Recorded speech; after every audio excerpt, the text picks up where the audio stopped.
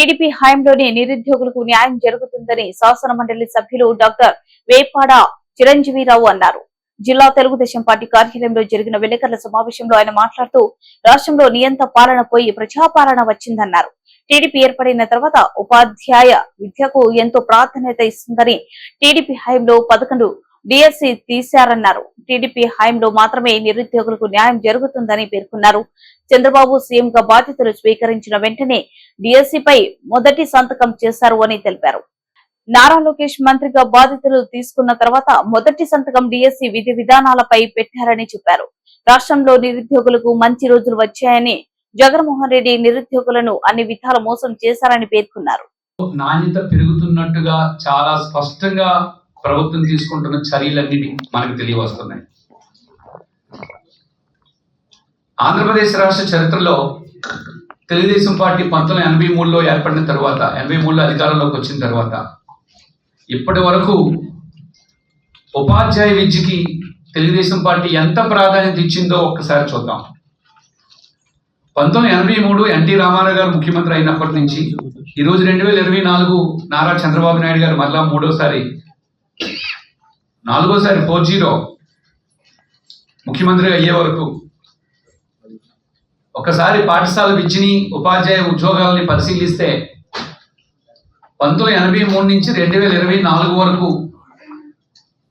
మొత్తం 14 డిఎస్సీలు తీశారు, general recruitment. ఈ 14 డిఎస్సీల్లో 4 డిఎస్సీలు కాంగ్రెస్ ప్రభుత్వ కాలంలో తీయబడ్డాయి. 11 డిఎస్సీలు తెలుగుదేశం పార్టీ కాలంలో తీయబడ్డాయి. ఈ 11 డిఎస్సీల్లో అంటే డిస్ట్రిక్ట్ సెలక్షన్ కమిటీలో ప్రమాణ స్వీకారం చేసిన వెంటనే తొలి సంతకాన్ని మెగా డిఎస్సీపై పెట్టడం జరిగింది. లక్షలాది మంది విద్యార్థులు ఎదురు చూస్తున్న డిఎస్సిపై తొలి సంతకం పెడితే నిన్న మన విద్యాశాఖ మంత్రి నారా లోకేష్ బాబు గారు కూడా ఆ డిఎస్సి విధి విధానాలన్నింటినీ రూపొందిస్తూ తొలి సంతకాన్ని నారా లోకేష్ బాబు గారు కూడా డిఎస్సి పైన పెట్టడం జరిగింది.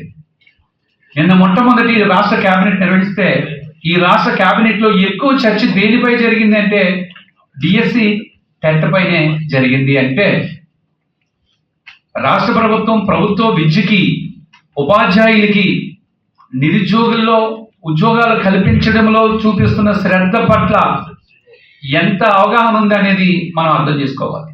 5 సంవత్సరాలు అనేక కష్టాలు పడ్డారు. సంవత్సరానికి సుమారు ₹1,00,000 ఖర్చు పెట్టి 5 సంవత్సరాలకి 5 లక్షల రూపాయలు ఖర్చు పెట్టి కోచింగ్లు తీసుకున్నారు, రూముల్లో ఉన్నారు, వ్యయ ప్రయాసాలకు లోనయ్యారు. ఇంకొక కొద్ది రోజులు వేచి ఉండండి. ఇప్పటికే డిఎస్సి పై సంతకం పెట్టడం జరిగింది.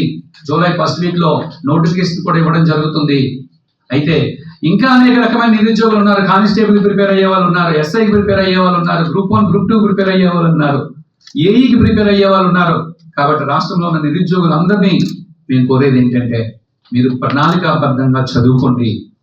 నిన్న మేము 3 ఎమ్మెల్సీలు కలిసి నారా లోకేష్ బాబు గారిని కలిసి నిరుద్యోగుల తరఫున కొన్ని రిక్వెస్ట్లు, కొన్ని డిమాండ్లు మేము విద్యాశాఖ మంత్రి ముందు ఉంచాం.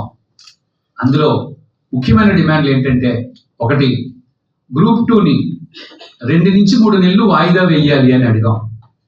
ఎందుకంటే గ్రూప్ 2లో కొత్తగా సైన్స్ అండ్ టెక్నాలజీ అని ఒక పేపర్ని పెట్టారు, 75 మార్కులది. కొత్తగా పెట్టడం వల్ల దీనికి సంబంధించి ప్రామాణికమైన పుస్తకాలు మార్కెట్లో లభించకపోవడం వల్ల గ్రామీణ విద్యార్థులు చాలా ఇబ్బంది పడుతున్నారు. ఆ నిరుద్యోగులు ప్రతినిధి మేము.